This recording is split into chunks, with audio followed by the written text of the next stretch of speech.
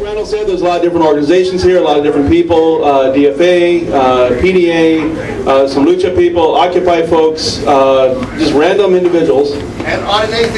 And yes, Audit AZ, our friends who try to give us clean elections, which is a tough job. If I missed anybody, shout out what group you're with. Arizona Advocacy Network, Green Party. Foreclosure strategists back there. Foreclosure strategists. There's some libertarians in here, but they apparently are shy. I didn't know there were any of those, but I know they're libertarians. And your Republicans? Joe, the Arizona Egalitarian. Egalitarian is here. Yeah! Woo! One of our great bloggers. Republicans are welcome. This is a great Yes. coalition. So with all of that, one of the reasons that we wanted to get a big welcome for David is because we want to go to the seven largest cities in Maricopa County and get resolutions that have been passed in Tucson and Flagstaff, and that Prescott is trying to get passed on the agendas of the City Council. So be sure you sign in. There's two different forms to sign in on. One David brought for the national, one's from the local, and we're going to copy each other's and make sure everybody has them. Because we are looking to set up new meetups across the valley. We need your zip codes, your phone numbers, your names, so we can actually get that done. The only way we're going to get this through city councils is people going to the councils and saying, we want this. So this is the beginning of that for Maricopa County. Without any further ado, here we are, David Cobb.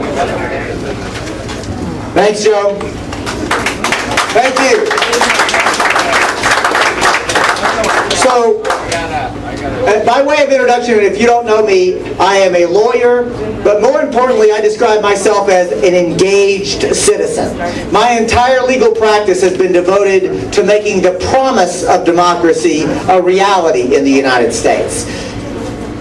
I've sued corporate polluters, I've lobbied elected officials, I've run for political office myself, and I've been engaged and arrested for nonviolent civil disobedience.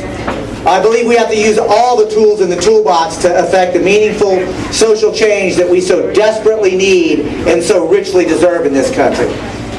And I want to stop for a moment and thank Progressive Democrats of America, Democracy for America, Occupy Phoenix, the local Green Party.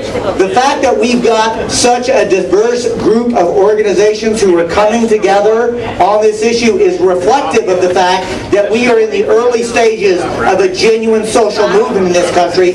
Frankly, a kind of movement we have not seen in at least 20 years. And that's fantastic. I want to acknowledge Brandon, who's live streaming. How we doing, Brandon? We're up and good. I want to acknowledge Joe. Santiago, how we doing? You got a good, because as great as this crowd is, and it's like, look, we're standing room only, and that's fantastic, but let's just acknowledge that because of Santiago and Brandon, who have decided, don't just hate the media, become the media, we're going to be talking to hundreds, if not thousands, of other people today. So I want to make sure to thank Santiago and Brandon, but also if y'all need me to stop, if you're not able to see and so forth, let us know.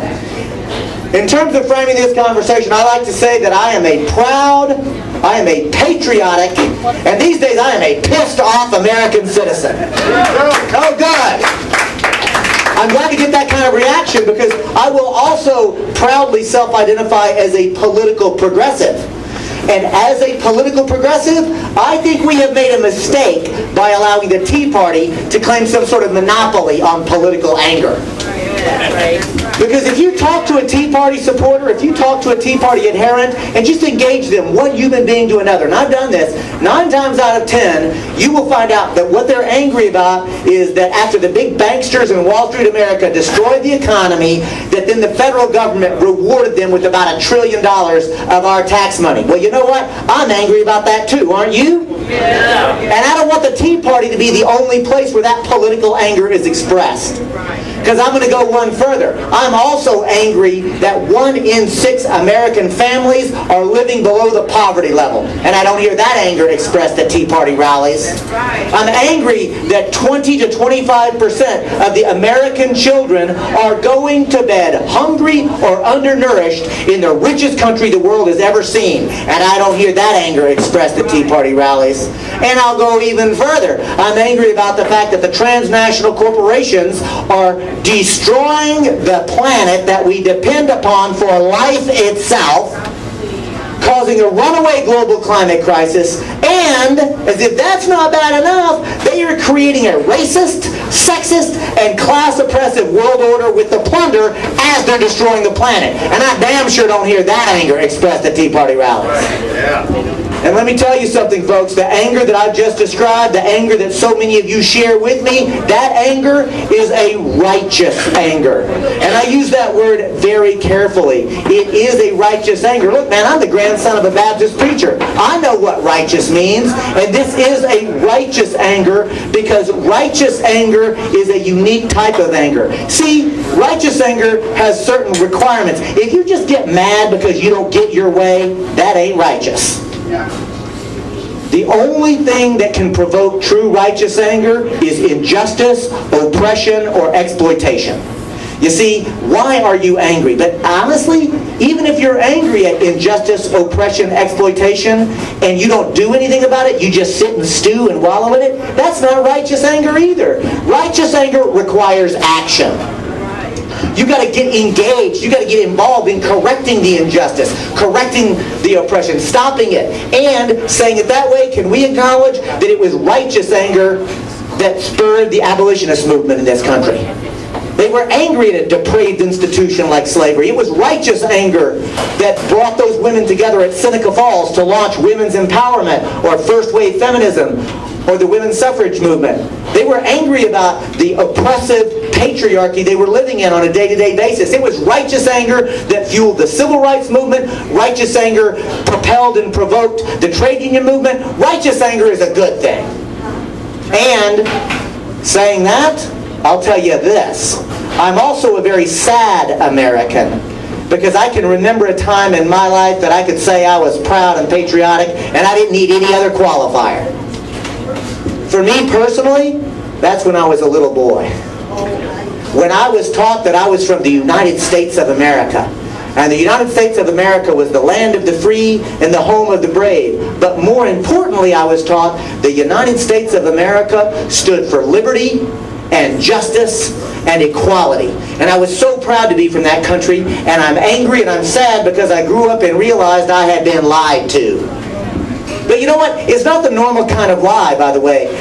So instead, let's say I grew up and realized I had been subjected to a creation myth. And the reason I want to use a different way to describe that is because, you see, I have a name, I have a face, I have a voice that I associate that story with. And for me personally, that name is Mrs. Armstrong. She was my 5th grade teacher. Hey, do we have any current, former, or future public teachers in the crowd? Can we get a show of hands? We always do. Now let's get a round of applause for those hands. I always ask for a round of applause. I always ask for a round of applause for public school teachers for 2 reasons. Number one, I don't think that we publicly thank public school teachers in this country often enough. We damn sure don't pay you enough money. The second reason I ask for that round of applause is in honor of Mrs. Armstrong. You see, Mrs. Armstrong did not go to bed at night saying, "Wah! I can't wait till these little children come into my classroom so I can fill their mind full of lies and propaganda." No!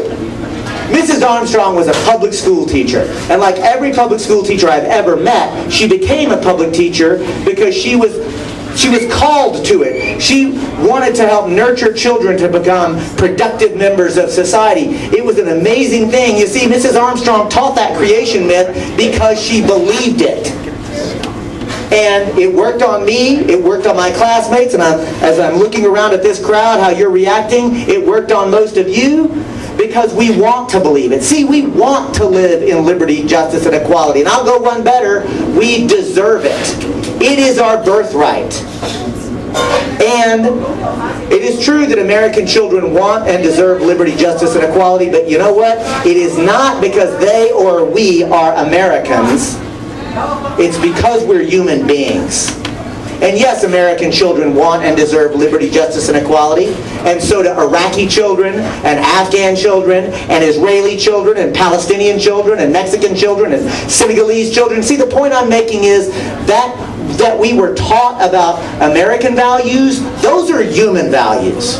And frankly, if we are willing to open our hearts, open our minds, and actually embrace the fact that what we're really talking about doing is transforming the social, political, and economic institutions about how we as human beings live, that's actually where we become to recognize what is actually possible. And when I say possible, I'm not even joking, because take a look at what's going on in North Africa, or the Middle East, or in Latin America, where you have broad social movements that are deep and systemic and real, engaging with electoral politics for systemic radical change, and they are winning. And frankly, folks, what I'm getting at is, in North America, in this country, we ought to be more humble. We ought to have a little more humility. We ought to recognize that actually there's a lot that we need to learn and can learn from our sisters and brothers in the global South who have been engaged in deep democracy work for a lot longer than we've been. And once again, Americans are late to the game. And if we take that approach, I think that we can win. Now, I want to be clear and honest. What I'm calling for is a big transformation. And I recognize that, but I also know that it's possible. It's absolutely possible. Because all we have to do is to become more persuasive. And think of it this way, folks. We don't have to persuade people that the current system sucks. There's general agreement about that. We don't even have to persuade people that there needs to be meaningful change. There's actually agreement there. What we have to persuade people is that it's possible to make the kind of systemic change that we're so desperately wanting. So that's actually a different kind of persuasion. But at the end of the day, we have to learn to be persuasive. And so, since I want to be persuasive, I'm going to share with you something that I learned and knew intuitively as a trial lawyer, but now scientists are proving beyond a shadow of a doubt, and that is, if you really want to be persuasive, facts don't matter so much. Man, I mean, hey, Randall, could you duck down the next time you do that? Randall, could you duck down next time you walk in front of the camera? Thank you. So, the point is, folks, if you want to be persuasive, what the cognitive scientists are teaching us, without a doubt, is that you have to learn to tell stories. Because that's how we understand the world, through the stories that we tell each other. And the more stories and the common stories that are told over and over again begin to make up our shared cultural experience. And that's the frame by which we're seeing the entire world, through that story that we've told over and over again. So, now I got to be honest, I use that. Facts do matter, but only to the extent that you understand the story. You see, what all human beings do when presented with new facts, we process new facts in light of what our pre-existing story is, how we already understand the world, right? So, since I want to be persuasive and I want you to help to become persuasive, I'm going to tell a story. I'm going to tell a story on how it came to be that large transnational corporations are not just exercising power today. I'm going to tell a story on how it came to be that large transnational corporations are ruling us. As surely as masters once ruled slaves, as surely as kings once ruled subjects, unelected and unaccountable corporate CEOs are ruling us because they are making the fundamental public policy decisions that affect all of our lives. Corporate CEOs are deciding what your healthcare choices are going to be, or what your healthcare choices won't be. Corporate CEOs have already decided the energy policy of this country. Corporate CEOs already decided what your transportation choices are going to be. Hell, corporate CEOs decided whether or not this country goes to war. We, the people, are left to choose between paper or plastic at the grocery store. We get to choose between Coke or Pepsi.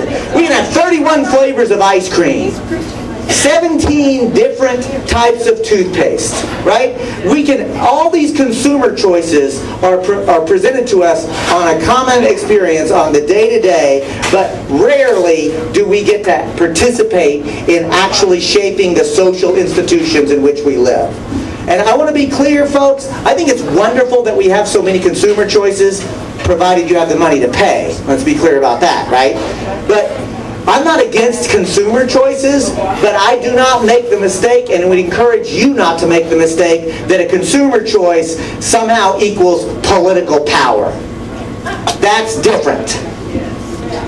And so since I'm going to be telling a story, I want to be very explicit and clear. Here are the concepts I want to make sure that we actually cover here today. The first concept is the word democracy. That word gets tossed around a lot in this country. So to make sure we've got some common agreement, let me ask this question. What language is the word democracy from? It's from Greek. Let's break it down. Demos means the people. Kratia means power or rule. So literally the word democracy translated from Greek means the people rule. Quick pop quiz. How many folks believe we the people are ruling in the United States? Don't be shy. I got one hand. I'll tell you, I do this presentation all across the country. How much did you pay him? Believe me, I didn't, because I wouldn't raise my hand to that question. I do this presentation all across this country. I asked this question. I did this presentation about 150 times last year. I'm on track to do it even more this year. I ask that question everywhere, and it is rare that anybody raises their hands. And that, my friends, is a problem. Saying it another way, I'd say it's a good thing. What? No, it's not a good thing that we the people don't rule, but it's a good thing that fewer and fewer Americans are raising their hands to that question. I think it's a good thing that we're being honest enough to recognize the truth, that there is a small ruling elite who are actually ruling us, that they are making these kinds of decisions, and notwithstanding what we were taught about this country, notwithstanding what we wish were true about this country, notwithstanding what we are working towards in this country, we do not have a functioning democracy in the United States of America. And it's good that people are saying that out loud. It's good that we're actually breaking through what has become a creation myth and a propaganda. It's good that we're being honest with one another. And that will lead me to the next concept I want to cover, and that's the word sovereignty. Folks, if I just had the word the sovereign on the board, who or what would you think of? The sovereign, quick. King, almost everybody. That's the word that pops into most of our heads, and that's because the word sovereignty means the authority to rule. And the reason that king pops into your head for sovereign is because 500 years ago, the king was the sovereign. The sovereign was the king. Those words were literally synonymous. And by the way, where did the king claim his authority to rule? God. You don't get more legitimate. I mean, that's a big deal, y'all. And to really illustrate what I mean by that being a big deal, we're going to do a quick little exercise together. This exercise is always a lot of fun for me. You'll see. I will invite this restaurant for just a moment to close your eyes and repeat after me. David Cobb is the king. I told y'all this was fun for me. And therefore, anything David says must be obeyed.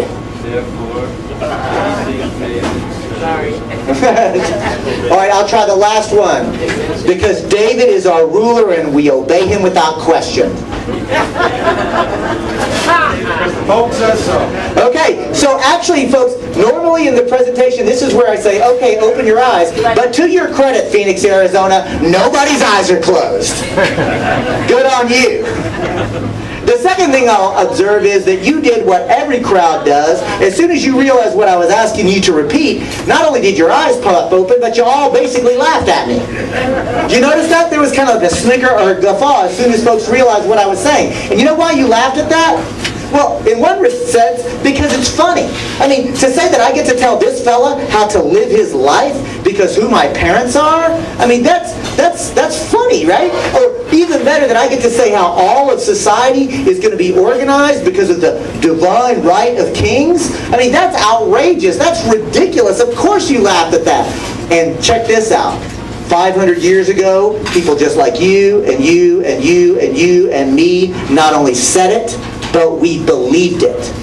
I want to take a moment, folks, to ask you to consider the fact that the question of sovereignty and who has the authority to rule and what are the ruling structures themselves, this might be one of the fundamental first principle questions that any group of human beings ask for themselves. And you know what? It's true I'm a Green Party member, and I'm proud of that. I'm also proud to say I work very closely with Progressive Democrats. I personally brought Progressive Democrats of America into the Move to Amend coalition, made the initial calls to Jay Henderson at Democracy for America to begin partnering and collaborating with the DFA. I'm very proud with my history to collaborate with Progressive Democrats. And I'll go you one better. I've also collaborated with libertarians and Republicans, especially on civil liberties issues. It is frequently libertarians and Republicans who are on the front line of fighting for civil liberties against governmental encroachment. I've worked in coalition with them. I've also worked in coalition with socialists, communists, and anarchists. You know, I have a long history of working in coalition. And I don't say that so you'll pat me on the head. I say that so you'll appreciate what I mean when I say, in my 25 years of social change efforts, I have never had the privilege or the opportunity to work in coalition with a monarchist. And 500 years ago, that's all there were. And 500 years is the blink of an eye in human history.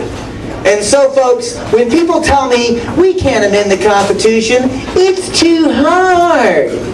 We can't actually make the kind of changes that Move to Amend calls for, or for that matter, PDA or DFA or the Green Party calls for. We can't make those kind of systemic transformational changes. I think, have you not been paying attention?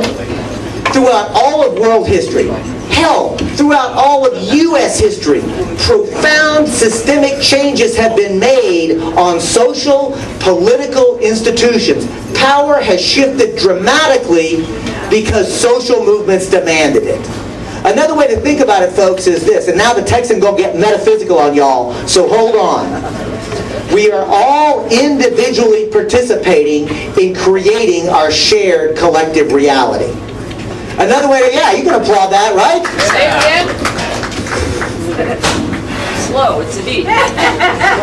We are all individually participating in creating our shared collective reality. Another way to say that is, if enough people think that something is true, if enough people act like it's true, it's true.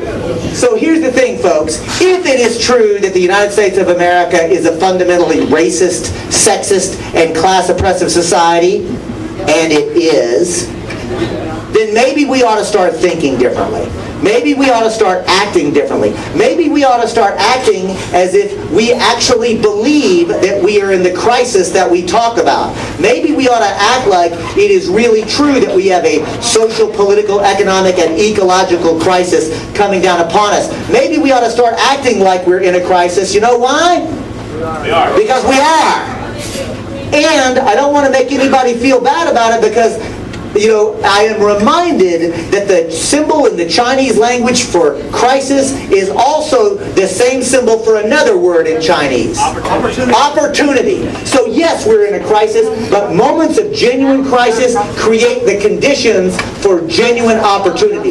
Yes, we are in crisis, but we've got the opportunity to be a transformational movement if we just start to think and act differently. And that's going to bring me to the next topic that I want to make sure we cover, and that's legal personhood. Please note that I did not write on the board corporate personhood. That's because I want us to go deeper, and that is to discuss genuinely legal personhood writ large. Legal personhood means the ability to assert rights. And since we're talking about legal personhood, we mean the ability to assert rights under law.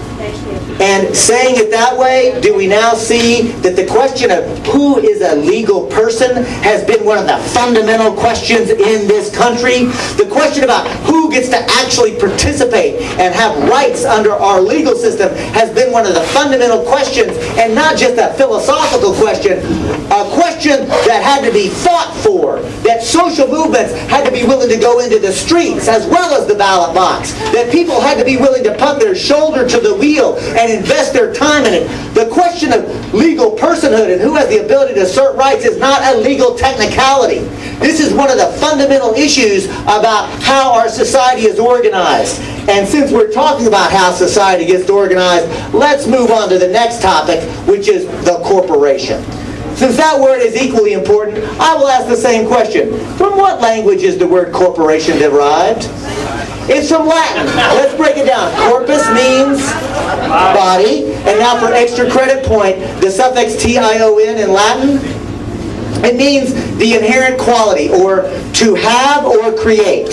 So literally the word corporation broken down will mean to have or create body. And in this sense, I mean physical body, to create physical body. That's because in law school we are taught, and by the way, are there any lawyers in the crowd besides me that would admit it? There's one hand, another hand. So I saw three hands, and almost always there are more lawyers that just won't admit it. But I'll just ask those three souls brave enough to raise their hand to that question. I'm going to ask honestly, do you remember what I remember being taught in law school, that a corporation is a legal fiction? Oh yes, yeah, quick shaking of the head, absolutely. All three lawyers saying yes, very much remember that. In fact, a corporation is a legal fiction. So, even if you were not subjected to law school, if you've heard the phrase that a corporation is a legal fiction, raise your hands. Look at all those hands go up. So, a corporation is a legal fiction, Richard. It's a legal fiction. It's a legal fiction. That begs the question, what does the word fiction mean? Not true, made up.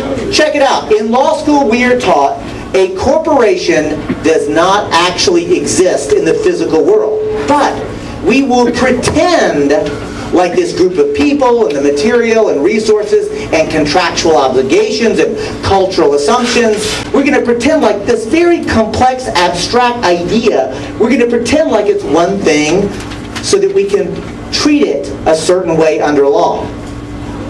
Another way to say that is, if enough people think that something is true, if enough people act like it's true, it's true, poof. We can create a corporation, my friends, because a corporation is a construct. It gets constructed culturally, socially, because of our agreement around it. And the word corporation is from Latin because the first corporations ever created by the genius of creative human beings were created during the Roman Republic. Not, by the way, during the Roman Empire. And sometimes I wish we would spend more time asking, what happens when a republic devolves into an empire? Because that might be an important conversation in the United States. Just saying. Or as the great Texas comedian Bill Hicks would say, just planting seeds. Just planting seeds to the crowd. But the point is, folks, the Romans created those corporations, legal constructs, social constructs. They constructed them for a reason. For example, y'all heard the phrase, all roads lead to Rome? Yeah, of course you have, right? Here it is, 2,000 years later, we still say that. So all roads lead to Rome, but check it out. That road system was designed and built as a Roman corporation. Likewise, the aqueduct system, that amazing bit of engineering that actually moved water all across the Italian peninsula without electricity, y'all. I mean, humans are clever. Quick parenthetical here. One of the things that always continues to keep me optimistic, inspired, hopeful, joyful is this. There is not a single problem that you can address to me that if you give me 15 minutes and access to an internet connection that I can't tell you the solution. Now, of course, that access to an internet connection is important because I don't know the solution, but somebody smarter than me or some group of people smarter than me have already figured out the solution. Point I'm making, all of the problems that are facing us today, in one sense, are actually political problems. Because we can't implement solutions that exist because we, the people, don't actually control the institutions in which we're living. Now, back to the aqueduct though, check this out. That aqueduct was imagined, designed, built, and maintained as a Roman corporation. Likewise, the first universities, the first hospitals, can you guess? Corporation. So here's a quick pop quiz. What does a road system, a water system, a university, a hospital, what do they all have in common? They're not people. Everything I just described, my friends, serves the public good. The genius of the concept of creating a construct like a corporation is to take private money, material, and resources and put it to a public good.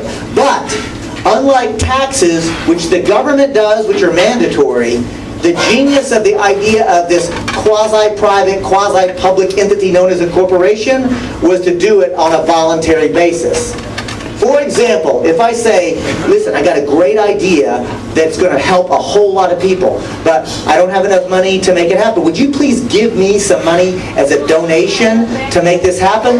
In contemporary times, we would think of that as a non-profit corporation. Or I could say, Santiago, I've got this genius idea on that's going to just revolutionize a whole new way of things. We're going to make a lot of money, but I don't have enough money to implement my idea. So if you will invest some money so that we can do this project, we'll make a lot of money, you'll make a lot of money, and as a return on investment.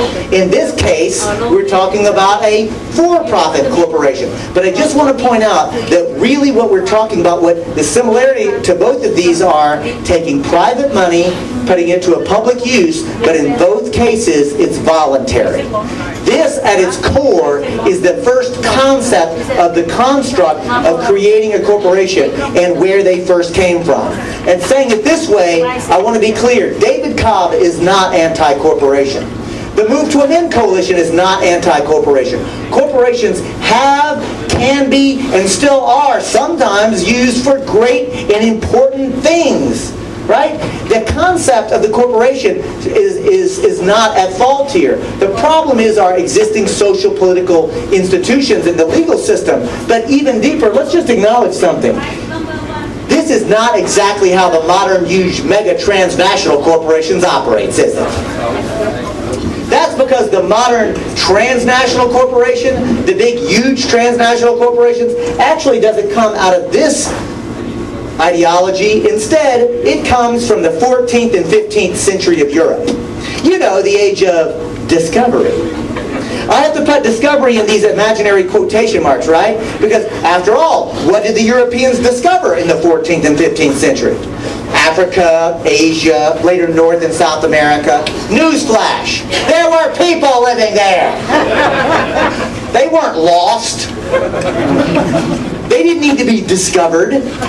So instead, in the same spirit of honesty and truth-telling that we committed ourselves to doing, let's honestly acknowledge that the 14th and 15th century of Europe is not the age of discovery at all. It's the age of rape and pillage and plunder and murder. There's one word for me that sums that up: empire. This is imperialism. See, that's what imperialism means. It means beating people down. It means stealing their things. It means killing them. It means something brutal and ugly and vicious, and we should not shy away from it. We should be willing to tell the truth about it. And deeper still, and here it is, folks, the modern transnational corporation didn't just accidentally happen to develop during the age of empire. The modern transnational corporation was created as an intentional, deliberate instrument of empire. For example, one of those early institutions, and they weren't called originally just corporations, they were called joint stock companies.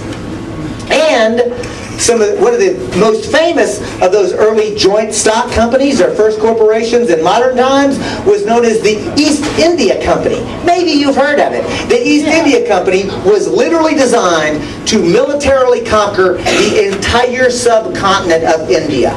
And not only to militarily conquer these people, but to destroy their existing institutions, to break down how they had been living before so that they could force them to live another way, to create new institutions to force those people to actually participate in stealing the theft, the resources of their own land, and send them back to the shareholders of the East India Company as profit.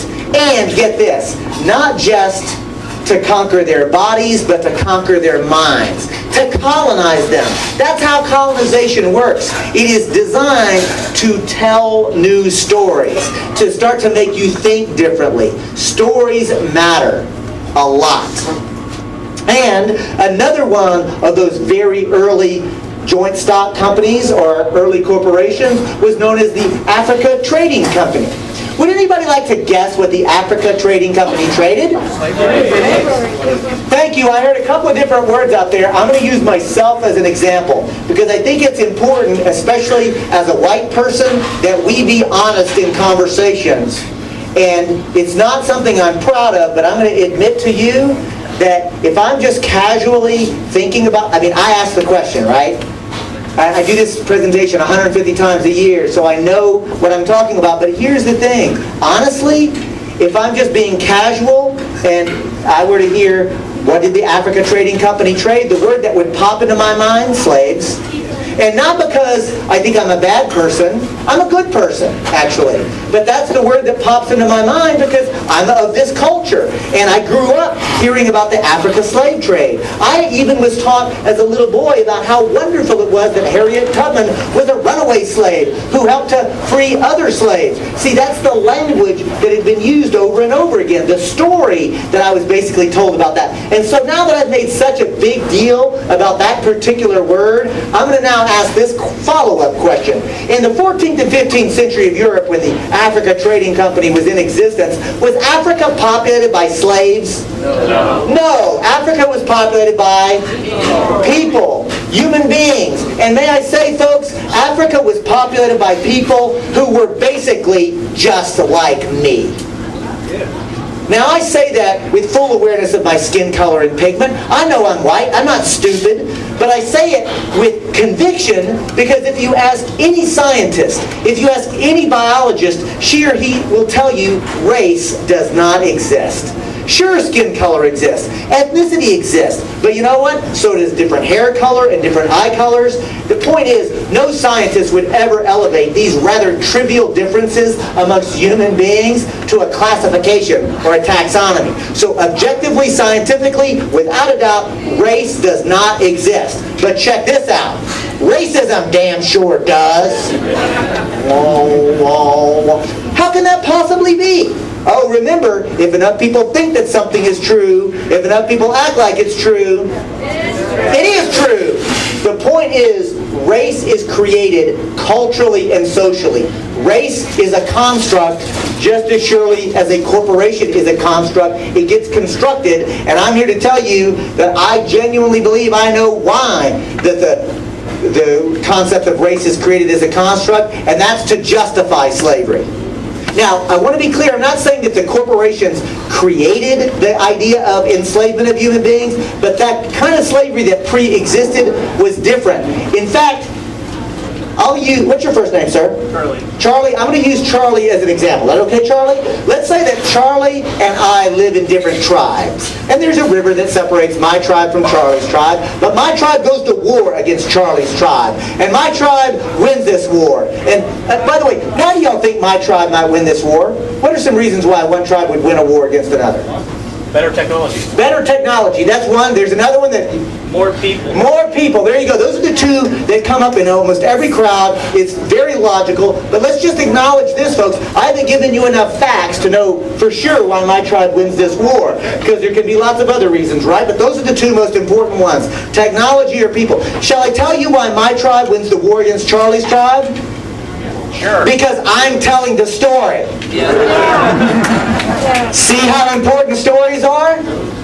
More important, see how important who is telling the story is? We should think about that the next time we turn on corporate media or read any corporate media and really question what the hell are they saying and why. Unfortunately for you, Charlie, I am telling this story. So in this story, my tribe wins the war against Charlie's tribe. I put my sword up against Charlie's throat and I say, "You're my slave, Charlie." So here's the question, folks. Under this scenario, what is the intellectual, philosophical justification for David to enslave Charlie? The sword. The sword.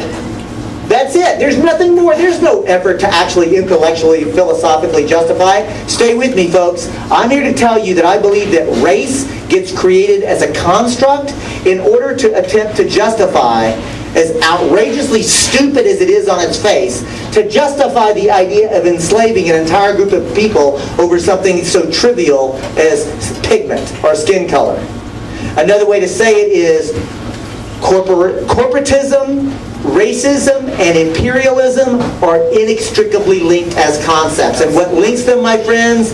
Exploitation and oppression. And when I say, I'm not the first American to make that observation, and in fact, one of the great American orators of all time said basically the same thing in what I believe is his best political speech. It's not this fellow's most famous speech, because his most famous speech is, I Have a Dream. Who am I talking about? Martin Luther King Jr., of course. And I Have a Dream is a beautiful speech. It deserves to be heard, and I mean heard, not just read, because it's like a psalm, or it's like epic poetry. It's lyrical. It will move you to tears. It's beautiful, but honestly, I don't believe that is King's best political speech. Because I think King's best political speech was not delivered in Washington, D.C. King's best political speech was delivered in New York City. Actually, it was delivered in Harlem. To be very specific, King's best political speech was delivered at the Riverside Church. I see several of you know this speech. It's also known as Beyond War or Beyond Vietnam. And in that speech, the Reverend Martin Luther King Jr. said, the United States of America is suffering from a spiritual and moral decay. I want to stop for a moment. King was a man of faith. That is very strong language. Spiritual and moral decay. And King said that decay is the result of the triple evils. Again, strong language. The triple evils of racism, militarism, and extreme materialism, or just greed. And King said, unless the United States of America is willing to confront that, we can't become the country that we want to be. We can't become the country that God intends us to be, according to King, unless and until we address that exploitation and oppression. And you know what, folks? King was right. He was right then, and he's right now. If we are not willing to address the oppressive, exploitive nature of our social, political, and economic institutions, we cannot bring into birth the world that is right at our fingertips. We have both the technology, we have the compassion, we have the ability, if we only will have the courage to make it so. And since, my friends, I've finally gotten around to America in my little story, let me ask this question. How many colonies in founding of the United States of America? 13. Come on, y'all, that was a gimme, right? Everybody knows that. 13. So, since that was so easy, I'm going to ask my follow-up question. Of those 13 colonies, how many of them were corporations? Nicely done. This was a trick question, but the answer is all of them. In this sense, the word corporation means to have or create body. I'm here to tell you it took the king to create Massachusetts and all the rest of them. Now somebody in the crowd might be saying, that doesn't make any sense. Massachusetts is already there. But that's why it's a trick question. The land was there. The people who lived on the land. You know, the forest, the mountains, the rivers, the deer, you know, objective material reality, it was already there. But it took the king to turn it into Massachusetts. And the king created Massachusetts by the use of a very specific, a very particular legal instrument. And this is interesting. Hold on a second. How am I doing if I talk without this? Okay, I'm going to put it back up. Thank you. So, the king created that legal instrument, or created Massachusetts by the use of a very specific legal instrument. What is that instrument called? Does anybody know? Charter. Nicely done. It's a charter. And to illustrate how the king creates reality by legal instruments known as charters, we're going to do another little exercise. In this particular exercise, I'll be the king. Why do y'all think I might be the king? You're telling my story. Because that's still my story. See how important stories are? And again, how important it is who is telling the story. Really, we ought to spend more time asking ourselves, who's been telling these cultural myths and stories in this country? It might be important. But now, Charlie, it would be good to sit where you sit. I'm going to make you a governor. Watch this. I, the king, with all political power, and because I have all political power, using nothing more than a writing instrument and a piece of paper, I'm going to create Massachusetts. But I want to be clear, folks, I am not going to bother myself with the day-to-day affairs of administering Massachusetts. After all, I'm the king. I've got other people to rape and pillage and plunder. Apparently those are kingly duties back in that day. So instead, I will assign a royal governor. There you go. I will assign a royal governor. And now, my friends, I am going to quote the actual language that created Massachusetts, the original charter. I, the king, create Massachusetts, assign a royal governor, and then tell the royal governor, your duty is to plant, to rule, and to govern this new area in my name, in the name of the king, to benefit me, the king, and to benefit the shareholders of the joint stock company known as the Massachusetts Bay Trading Company. Massachusetts began as a for-profit corporation exactly along the same lines as the East India Company. So too was Rhode Island, originally the Providence and Rhode Island Plantation, a for-profit corporation.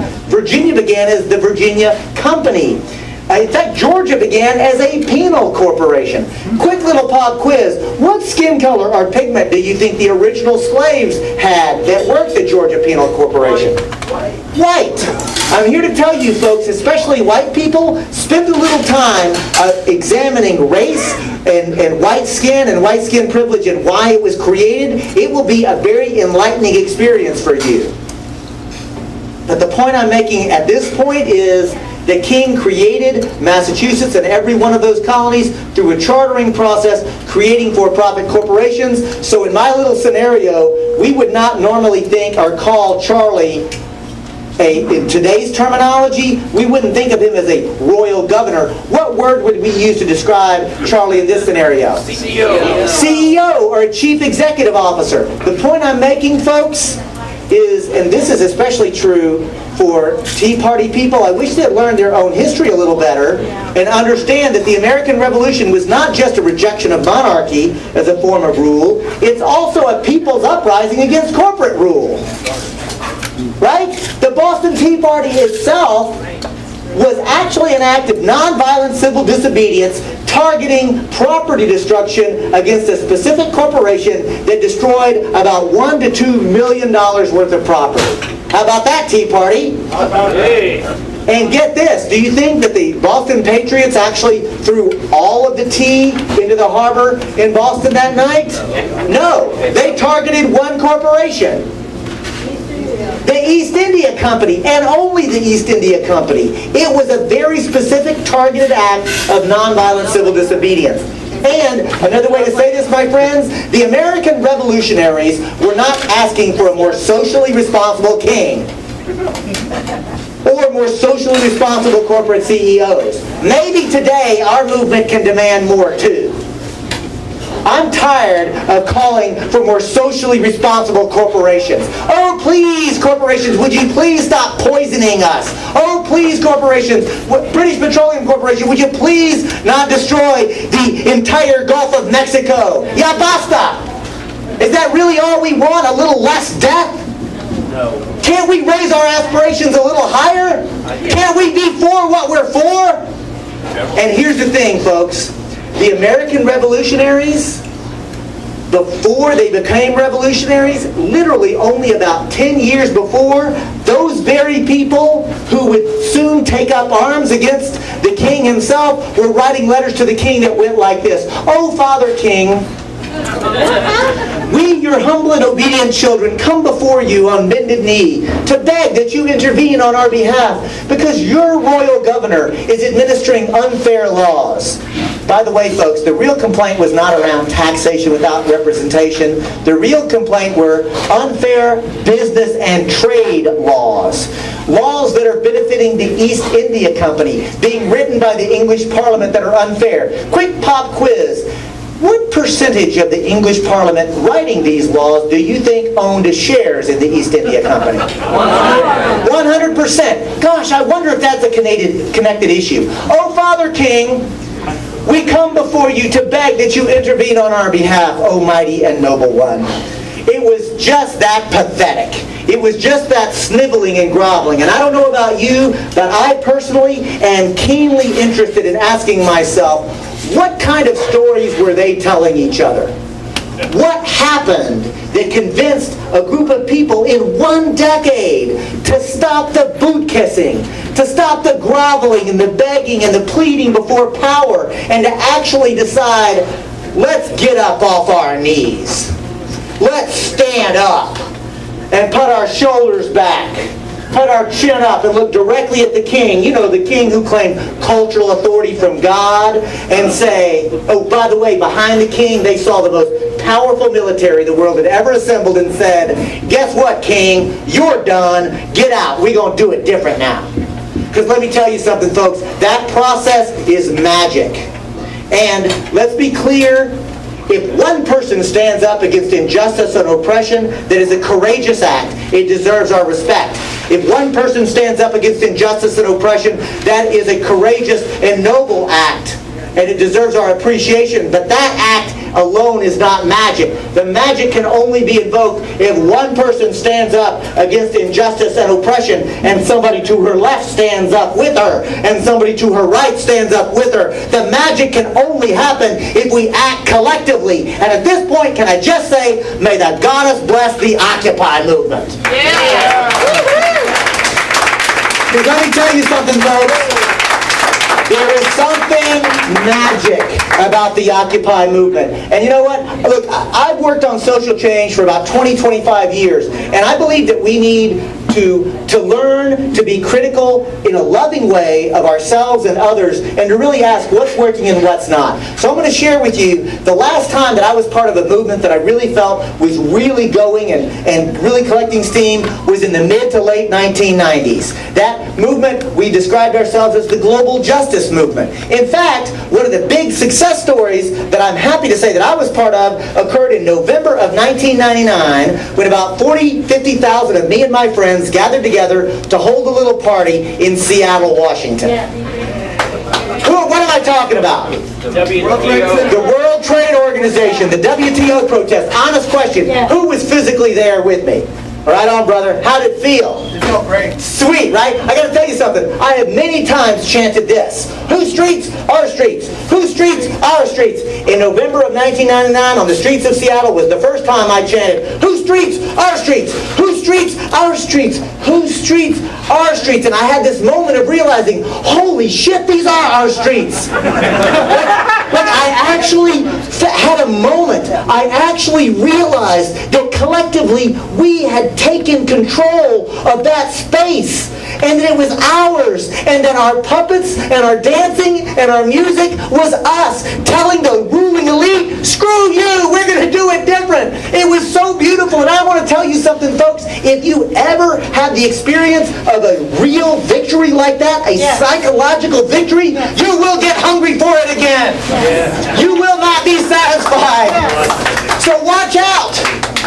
Watch out, because when you start to feel what genuine collective power feels like, it will tap into the most beautiful parts of humanity and what is possible and how beautiful it is. And now, after I've gone so on talking about how wonderful that was, let me tell the critical part, because I'm proud that we recognize the ruling elite are going to gather in Seattle to make decisions for the rest of us. So we're going to gather to protest.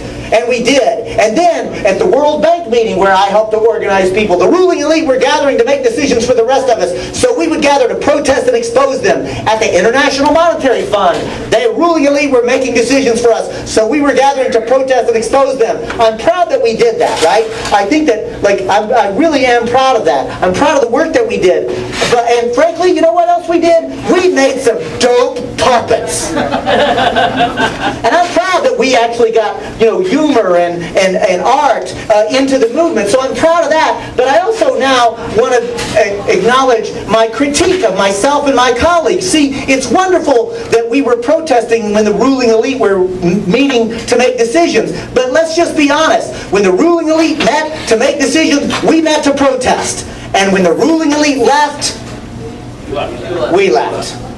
Oops.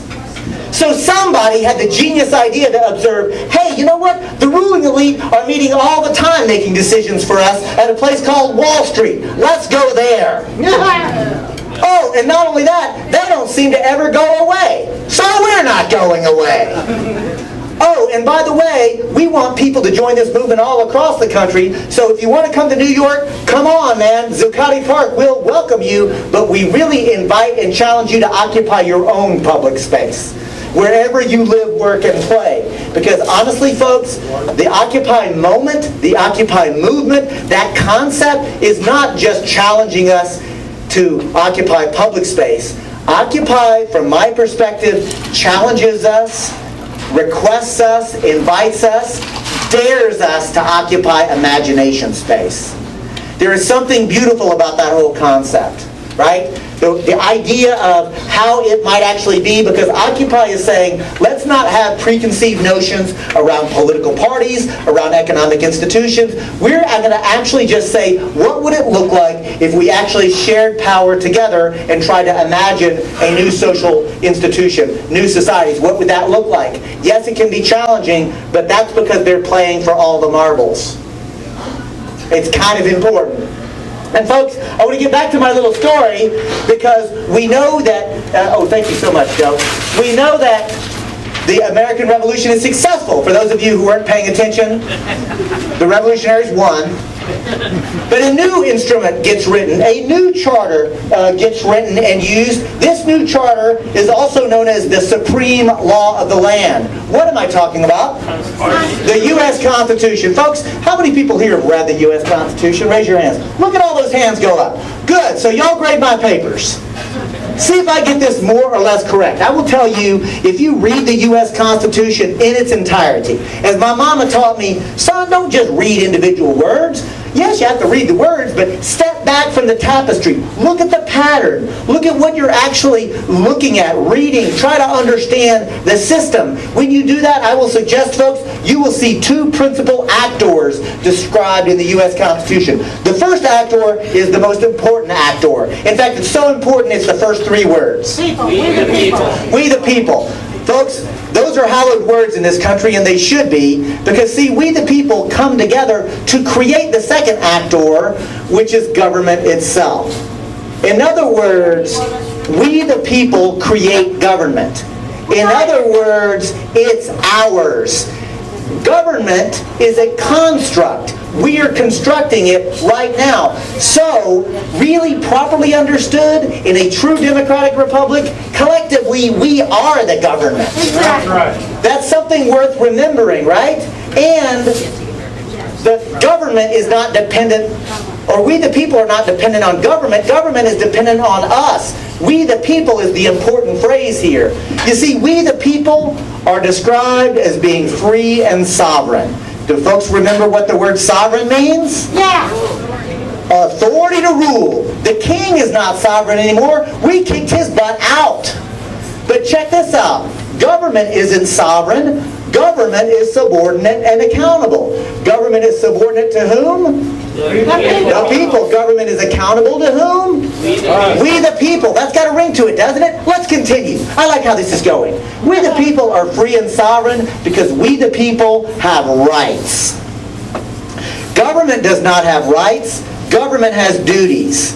Let me stop for a moment and underscore, if I have the right to do something, it means I can do it. And I don't need anybody's permission. I don't need this group's permission. I don't need to go and ask the Phoenix City Council's permission. I don't need the Arizona State Legislature's permission. Thank God. And I don't even need the federal government's permission. Man, I'm from Texas. I don't need my mama's permission. Oh, yeah. Well, yeah, actually, let me correct myself. I don't need, legally, I don't need her permission. Apparently some of y'all know my mama. Everybody, they got mamas too. But the point is, legally, if you have the right to do something, it means you can do it, and nobody can infringe upon you, not even government. This is a very powerful idea. Only we the people have rights. Government does not have rights against the people. Government only has duties. And where do those duties come from? Well, remember, folks, all power resides with the people. And that is another of those magical phrases. To really illustrate that, I'm going to say 4 words and ask you to say it back. If you're willing to do it, if you've got the courage, I'm going to say power to the people. I'm going to say it again like I mean it. Power to the people. Power to the people. Folks, do you feel it? I mean, honestly, I believe saying those words out loud begins to invoke a certain magic. And it's not just the words themselves. It's not even just reading them. It's not even saying them out loud. If you say it out loud together with other people who believe it, you start to begin to tap into that magical phrase that we do have all the political power. And that is a phenomenal thing. And now I will ask this question. What is the population, more or less, of the municipality known as Phoenix, Arizona? This actual city. 1.3. 1.3, 1.2, so we'll just say 1.3 million people, more or less. So I will celebrate that the jurisdiction of Phoenix, Arizona, and those 1.3 residents hold all the political power of Phoenix. That's a wonderful thing. That's a beautiful thing. I will celebrate that idea. But I'll tell you this, I don't want to go to the meeting of 1.3 million people where we decide where to put stop signs. And I like political meetings, y'all. I am not going to that one. Anybody want to facilitate that meeting? Right? Point I'm making is, folks, yes, we the people in any political jurisdiction, city, county, state, however you think about it, we hold the political power. It's ours. However, we the people wisely delegate a certain amount of our power to government. How much power do we delegate to government? Do we delegate all of our power to government? Hell no! We only delegate a limited amount of our power to government. That, by the way, is what the phrase limited government means. Government's power is limited to the amount of power that we collectively have granted to them. And they only have enough power to perform the duties that we, the people, have said that they should do. In other words, and how does government discharge these duties, by the way? By writing laws in the public interest. I want to be clear, I acknowledge that there will be debate on what sort of laws ought to be passed in the public interest, and that's as it should be. But just because I don't like a law doesn't mean that it's not legitimately passed, and that it's not actually legitimately a law that needs to be obeyed. But get this, any law that gets passed can never violate the private rights of any citizen.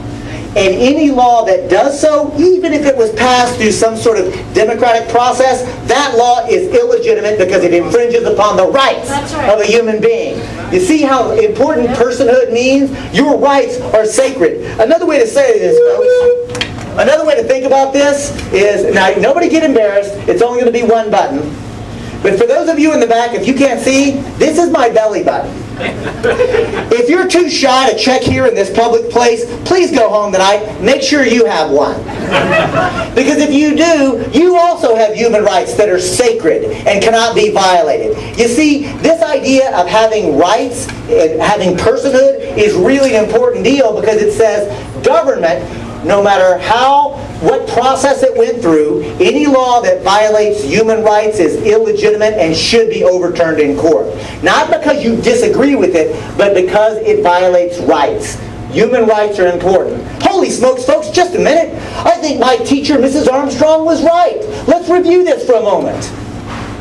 We, the people, are free and sovereign. We hold all the political power in this country. However, we, the people, delegate a certain amount of power to the government that we have created. Government which we will insist is subordinate and accountable to we, the people. And we, the people, will charge government with certain duties and responsibilities that they discharge by writing the laws in the public interest. But remember, one thing government can never do, whether local, state, or federal, is write any law that actually violates the private rights of the free and sovereign person in this country. Oh my God, isn't that phenomenal? Isn't that beautiful? Our civil liberties are protected, but we also have a system in place where we publicly make laws in a communitarian fashion for the rest of it. Isn't that brilliant? Isn't that beautiful? We should try that in this country. This would work. This is really a good idea. And folks, I'm not joking. Like, this is beautiful. And I'm also not joking, we've never tried it. Because before I go 1 second further waxing poetic about how beautiful and brilliant the U.S. Constitution is, a quick timeout. Somebody tell me what year the U.S. Constitution gets either drafted in secret convention or gets adopted and becomes the supreme law of the land. What's the date? 87. Nicely done. I heard both dates. 1787 is the Constitutional Convention. 1789 is the actual ratification. And the reason I want the ratification date is because that's the date that it actually becomes the supreme law of the land. So that I can now ask this question. Now that we know what legal personhood means, the ability to assert rights under law, in 1789, who gets to be a legal person? Landowners. Is it all the landowners? White male. Only the white landowners. All the white landowners? 21 years. Only the white male landowners. I mean, at the end of the day, folks, that's a lot of restrictions. In fact, let me tell you this. You know what percentage of the adult human beings living in the newly formed United States could actually claim legal personhood status? I'm not talking about, I'm talking about just they could actually be legal persons. Watch this. 25%? My friend, 20%? Nobody is sufficiently cynical. 5%. Another way to say this, 95% of the adult human beings living here were not legally persons. And so, I think that the late great historian Howard Zinn was right. May the goddess rest his soul. Howard Zinn said probably the most important way to understand the American story is as a series of struggles by actual human beings to be defined as persons with rights acknowledged and protected by the U.S. Constitution. Folks, that's so important. I'm going to say it again. Probably the most important way to really understand the U.S. story is as a series of struggles by actual living, breathing human beings to be allowed to be defined as persons with rights acknowledged and protected by our Constitution. Because the Constitution doesn't create rights. The Constitution recognizes rights. Those are inherent and inalienable. They're not subject to the political process. This notion of legal personhood matters a great deal. So, since this, and by the way, has this been a helpful reminder of how our overall framework is supposed to work? Yeah. Doesn't that look pretty good? Yeah. And so now we should ask ourselves, well, what's wrong? Well, I would tell you this. Some people might say, all right, Cobb, you got a scathing indictment of imperialism 500 years ago, but hey, man, we got rid of slavery. Women can vote now. It's all good now. To which I say, au contraire, mon frere. It ain't all good now. It ain't all good at all, because a big part of the reason it ain't all good is the operation of the most dominant institution on planet Earth today, the modern transnational corporation. And so, maybe it would be helpful for us to ask, where on our framework should a corporation go? In order to do that, I'm going to ask this quick question. What does it take to form a corporation in Arizona today? Piece of paper. Piece of paper. 25. Is it really only $25, the filing fee? All right, so $25 filing fee. 65 now. 65 went up. So $65 check and a piece of paper that you filled out correctly. And as long as you filled out your paperwork correctly and your $65 check clears, do you know what the Secretary of State of Arizona will do? Stamp it. Rubber stamp it and issue you what? A charter. The birth certificate of a corporation. They'll issue you a charter. You know what you can do with a corporate charter in Arizona corporate law today? All lawful things, anything legally permissible. That's what the Arizona Corporate Code says today. The reason I want to point out how ubiquitous this institution known as the corporation is that we don't even think about now, right? The reason I want to do this is now to take you back to 1789 and basically the next 75 to 100 years of this country. Oh, by the way, before I do that, how long can your Arizona corporation last today? Perpetuity. In perpetuity, or forever. In perpetuity is how we lawyers like to say forever, so we can charge you $300 an hour to talk to us. Until the sun blows up. So the point I'm making, folks, is this. We don't even really think about this institution, certainly not the first principles of it. But now I will take you back to 1789 and tell you what it took to form a corporation in any of the original 13 states and for the next 75 to 100 years. First, you had to get paperwork filed with the Secretary, not the Secretary of State, but with the lower house of your state government, the House of Representatives. And that had to pass by a majority in that house. And you're not through yet, because now that paperwork has to go to the state Senate, and it had to pass by a majority. And you're still not through, because now your paperwork has to go to the governor, and the governor has to be willing to sign it. Does that sound anything at all like a corporation today? No. What am I describing? Law. A law. Randall, Russell, we're talking about a law, right? That's Randall, we're talking about a law. That's like, anybody besides me tried to work to get a law passed? All right, so a lot of hands go up. So let me ask y'all, how easy is that? Not. Or, I got to tell you, it's really funny. I was in Colorado. And I was proud that there was actually an elected state legislator in the crowd, a crowd like this, who was doing it. And he said, Mr. Cobb, I have to interrupt you because it really depends. To get a bad law, to get a good law passed, you're right, very hard. A bad law, quite easy. So, but the point I'm making is the mechanics of getting a law passed requires a big political lift. And here's the thing.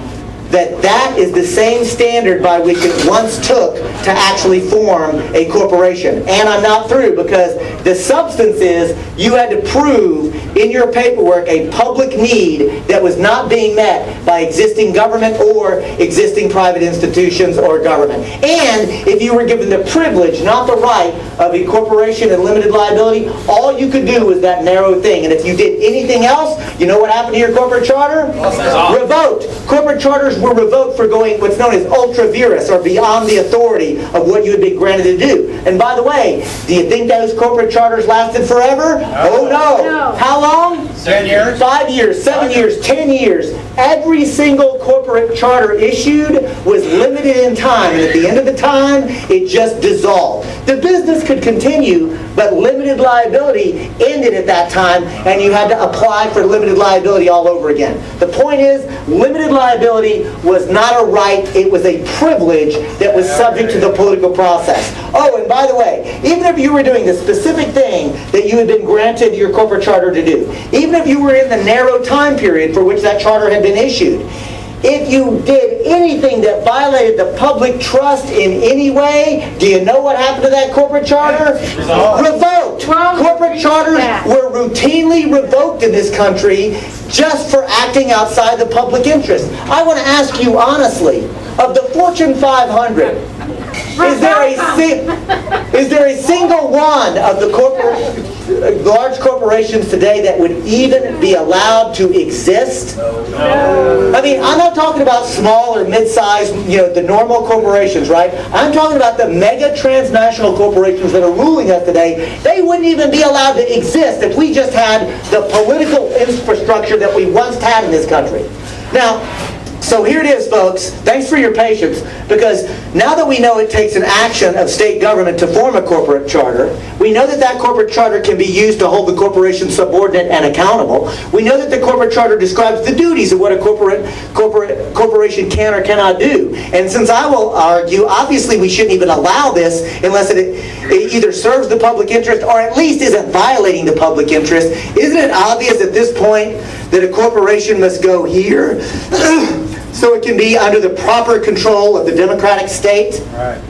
And here it is, folks. Again, thank you for your patience, because when the U.S. Supreme Court, when 5 members of the U.S. Supreme Court say, oh, by the way, in an act of supreme judicial activism, say, even though the word corporation is never used in your Constitution, 5 of us are going to tell 300 million of you that you must now treat a corporation as if it's a person with rights under this document. It perverts this whole thing.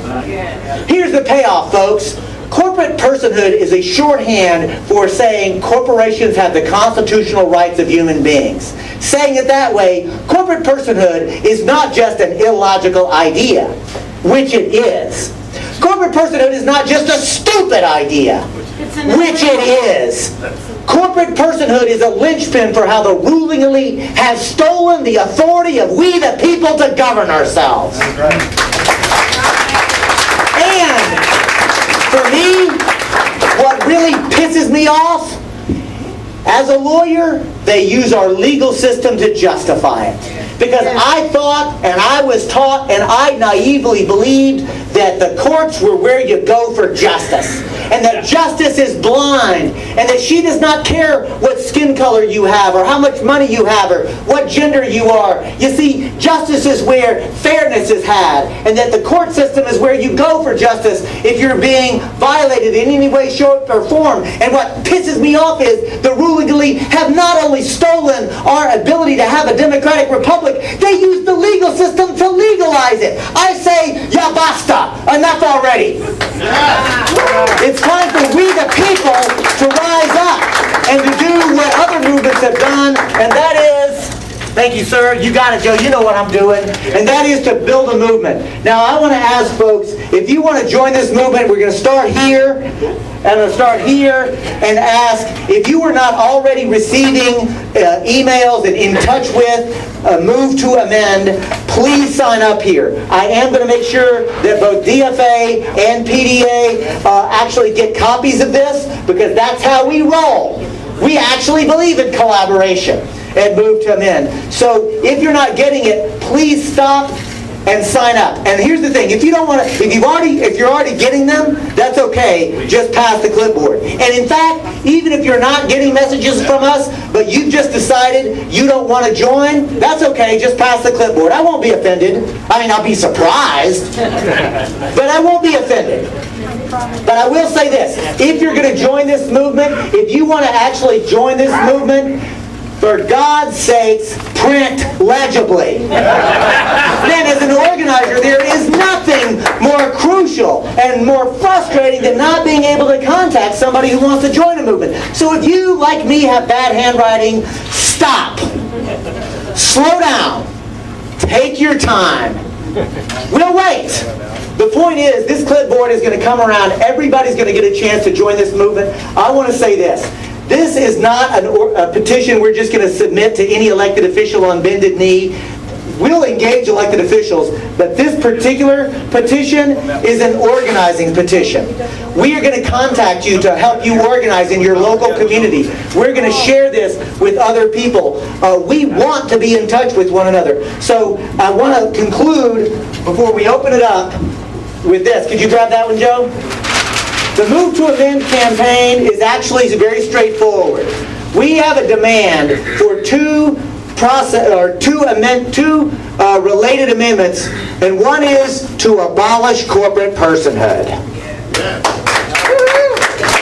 And by this we mean only human beings have constitutional rights, and at Move to Amend we say neither for-profit or non-profit corporations have constitutional rights.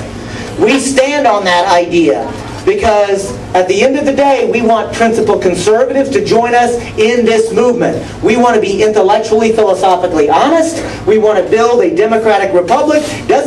Democracy does not mean David Cobb wins, sadly. But it does mean that we're supposed to have a set of principles that can be applied. So we want to abolish corporate personhood or corporate constitutional rights. This is also known as the well, duh demand. The second demand is to absolutely abolish the equally odious, also court-created, also illegitimate idea that money equals speech. Newsflash, folks, money is not speech, money is property. Because I don't want to do the work of finally getting the corporation as an instrument properly under democratic control, only to be told by the courts, oh, but rich people can still spend unlimited amounts of money to corrupt the integrity of the electoral process. Likewise, I don't want to pretend like the only problem is money in elections, because I know that corporate personhood as a doctrine has been used to overturn environmental protection laws, worker health laws, public safety laws, and campaign finance laws. We got to do both, right? Okay. What's the time like? How we doing? Fine. I'm fine. So here's the thing that I'm going to do now. Thank you. Joe, you all right, man? Rock on. So here's the thing, folks. I'm going to now, as this goes around, and brochures you already passed out, Joe. So here's the thing. If anybody wants to make a comment, ask a question, engage in some dialogue, please raise your hand and keep it up for a moment. I see this hand, number 1. Ma'am, you're number 2. Sir in the maroon, you're number 3. Ma'am, you're number 4. Sir, you'll be number 5. Ma'am, you're number 6 in the red. So we'll do those 6. We have another thing in the back for people to sign up. You can start it back there. Rachel is right next to you. Get that one started too, because we're sharing these lists. Yes, we're going to share this at the end of this night. So before we do those 6, I got to ask you, Joe, real quick, what did I charge you to come here today? Everything I want to give you. That's true, which is another way to say 0, which is my standard fee. And I do this all across the country, did it 150 times last year, never charged anybody anything to come and give this presentation. But you might notice I like to eat. In fact, I like to eat so much I like to eat several times a day. So in order to help facilitate that, you know what? I thought this was Arizona, man. Where are the cowboy hats in the crowd? There's Santiago, that's kind of a hat. Can I borrow this? Can I borrow that hat? Sweaty. That's all right. Because here's what I'm going to do. First, keep the microphone away from this. We're going to pass this hat around. And I'm going to pass it on this side. Then it's going to curve around and see my daughter-in-law and her husband who are having a baby. Hello. Right now? Well, not at this moment. I hope. Hey, shout out, Allie. If it happens, we're going to jump. So this hat is going to go all the way down there. Then Allie and Andrew are going to pass it that way. And it's going to come back up here. And whatever amount you would like to make as a donation, just put it in the hat. And if that amount is... Ready to check? Yes, thank you for that. Would you pull that off? And I want to say this. If, by the way, you don't want to make a donation, just pass the hat. That's totally fine. But if, like the Sister Ash, what's your first name, ma'am? Diane. Like Diane has asked, if you're willing to write a check, the check would go to Democracy Unlimited, which is the nonprofit organization I work with. So if you do write a check, you can actually get a tax donation. And if you don't have your checkbook with you, but you'd be willing to make a donation, it's P.O. Box 610 in Eureka, California. That's right, I have found it. Eureka! Eureka! 95501. And the last thing is this hat comes around. If anybody actually would like to make a donation on a credit card, thanks to the miracle of modern technology, I've actually got a smartphone and a little device. We can make a credit card donation at the end of this. So as that comes around, just put whatever, if anything you're willing to put into it, and pass it. And now finally, let's go to... David, we'll put this up on the dfamc.com website, so you can find it if you want to. Dude, give me bump that, man. Thank you so much. You see what's happening whenever there's actually collaboration between different organizations that are actually coming together? Because the individual organizations working together have power. Right. So thank you, Joe, for that. Is Let's go. everybody on Facebook? Resistance is futile. You will be assimilated. We are bored. So here's the thing, folks. If you're on Facebook already, raise your hand, honestly. Now put your hands down. Because if you're willing to use your Facebook status update to say, I joined www.movetoamend.org, you should check it out too. Raise your hand. Because if everybody does it, who just raise their hands, we will talk to at least 200 to 300 more people than we have tonight. So thanks for that. Let's now go.